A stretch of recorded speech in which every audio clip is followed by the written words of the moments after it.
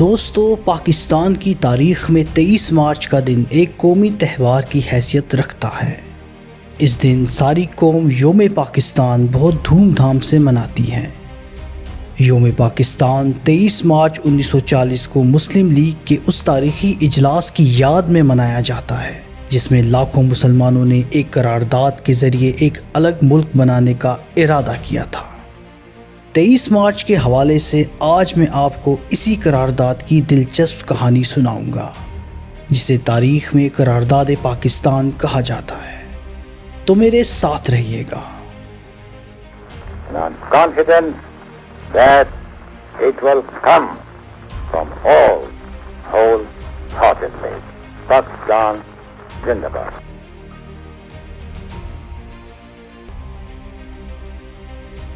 دوستو، برِ صغیر میں انگریز تجارت کے بہانے آئے تھے اور اپنی ہوشیاری اور ہمارے آپس کے اختلافات سے فائدہ اٹھا کر برِ صغیر کے حاکم بن گئے تھے اور ہمیں غلام بنا لیا تھا۔ انگریزوں کے آنے سے پہلے تقریباً 1000 سال تک برِ صغیر میں مسلمانوں کی حکومت رہی تھی اور یہاں دو بڑی قومیں ہندو اور مسلمان آباد تھیں۔ 1857 میں ہندوؤں اور مسلمانوں نے مل کر انگریزوں کے خلاف جنگ لڑی تھی جو منظم نہ ہونے کی وجہ سے ناکام ہوئی تھی۔ البتہ اس جنگ نے آزادی حاصل کرنے کے لیے ایک سیاسی جدوجہد کا دروازہ کھول دیا تھا اور 1885 میں کانگریس کے قیام کے بعد مسلمانوں اور ہندوؤں نے مشترکہ طور پر سیاسی جدوجہد کا آغاز بھی کر دیا تھا، لیکن چونکہ انگریزوں نے مسلمانوں سے اقتدار چھینا تھا اس لیے 1857 کی جنگ آزادی کا ذمہ دار وہ مسلمانوں کو ہی سمجھتے تھے۔ اس کے ساتھ ساتھ بعد میں پیش آنے والے حالات نے یہ ثابت کیا کہ مسلمانوں اور ہندوؤں کا الگ الگ ملک ہونا چاہیے جہاں وہ اپنے اپنے مذہبی عقائد کے مطابق آزادانہ زندگی بسر کر سکیں۔ یہی وجہ تھی کہ 1906 میں مسلمانوں نے اپنی الگ سیاسی جماعت مسلم لیگ بنائی جس کے جھنڈے تلے جمع ہو کر جدوجہد کا آغاز کر دیا۔ تو دوستو، یہی وہ حالات تھے جس کی وجہ سے ایک علیحدہ ملک کے حصول کے لیے قرارداد پاکستان کی ضرورت پیش آئی تھی۔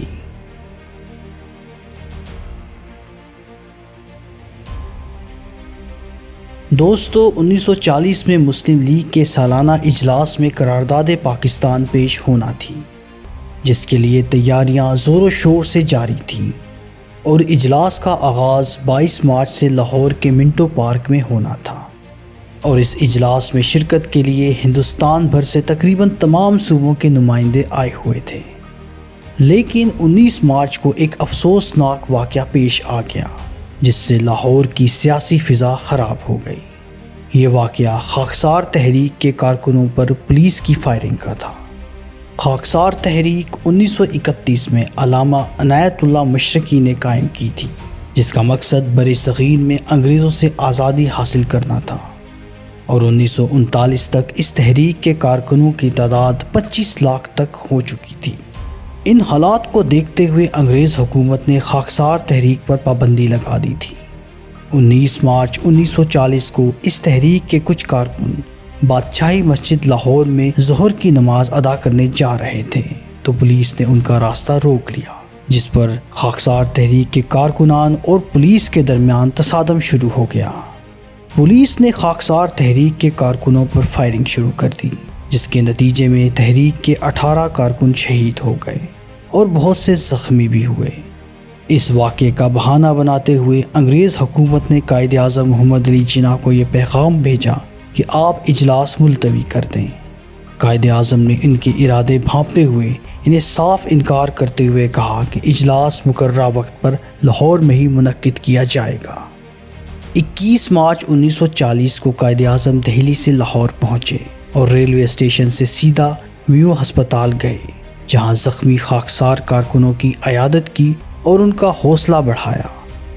اسی دوران یہ افواہ بھی پھیلا دی گئی تھی کہ انگریز حکومت مسلم لیگ کو لاہور کے منٹو پارک میں جلسے کی اجازت نہیں دے گی۔ چنانچہ اس پر میاں امیر الدین نے دریا کے پار اپنی تمام فصل کاٹنے کا حکم دے دیا تھا تاکہ بوقت ضرورت اجلاس وہاں منعقد کیا جا سکے۔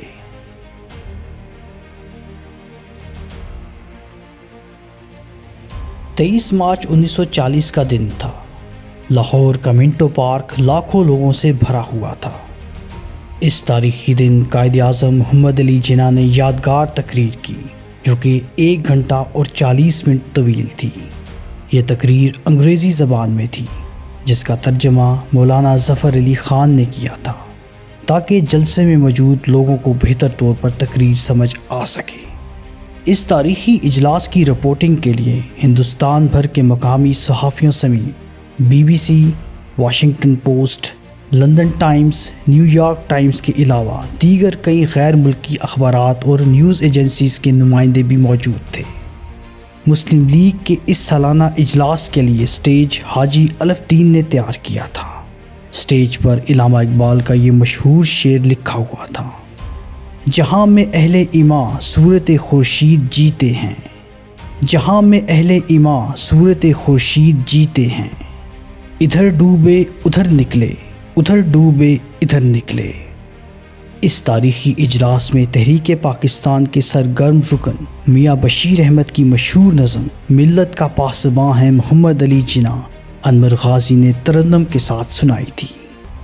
اس اجلاس میں پاکستان زندہ باد کا نعرہ سب سے پہلے مسلم اسٹوڈنٹ فیڈریشن پنجاب کے صدر عبدالستار خان نیازی نے لگایا تھا۔ اسی تاریخی دن مولوی فضل الحق نے قرارداد پاکستان پیش کی اور اس کی تائید چودھری خلیق الزمان نے کی۔ قرارداد پاکستان تقسیم ہند کے نام سے پیش کی گئی تھی لیکن یہ قرارداد لاہور کے نام سے مشہور ہوئی۔ جب بیگم محمد علی جوہر نے اپنی تقریر میں اسے قرارداد پاکستان کا نام دیا تو اخبارات نے مذاق اڑانے کے لیے اسی نام کو بہت اچھالا، لیکن بالآخر یہی نام مسلم لیگ نے اپنایا اور عوام میں مقبول ہوا۔ منٹو پارک کو بعد میں اقبال پارک کا نام دیا گیا اور قومی یادگار کے طور پر اسی پارک میں مینار پاکستان بنایا گیا۔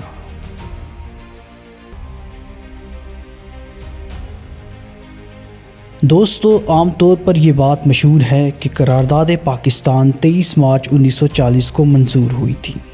یہ بات درست نہیں ہے۔ قرارداد پاکستان مسلم لیگ کے 27ویں اجلاس میں پیش اور منظور ہوئی تھی جو کہ 3 دن جاری رہا تھا۔ 22 مارچ 1940 کو نماز جمعہ کے بعد اجلاس شروع ہوا تھا۔ اگلے دن 23 مارچ 1940 کو یہ قرارداد پیش کی گئی تھی۔ اجلاس کے تیسرے اور آخری دن یعنی کہ 24 مارچ 1940 کو صبح اور رات کے سیشنز میں مختلف لیگی رہنماؤں نے قرارداد کے حق میں تقریریں کی تھیں۔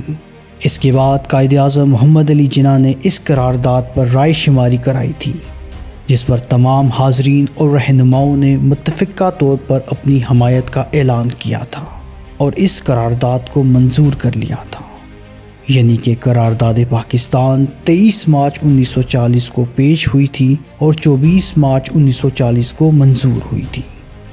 دوستو، یوم پاکستان ہر سال جوش و جذبے کے ساتھ اسی قرارداد کی یاد میں منایا جاتا ہے کیونکہ یہی وہ بنیاد تھی جس کے 7 سال بعد دنیا کے نقشے پر اسلامی جمہوریہ پاکستان نمودار ہوا تھا۔ اللہ پاک ہمارے پیارے ملک پاکستان کو ہمیشہ قائم و دائم رکھے اور اسے ہر قسم کی اندرونی اور بیرونی سازشوں سے محفوظ رکھے، آمین۔ ویڈیو دیکھنے کے لیے بہت شکریہ۔ اللہ حافظ۔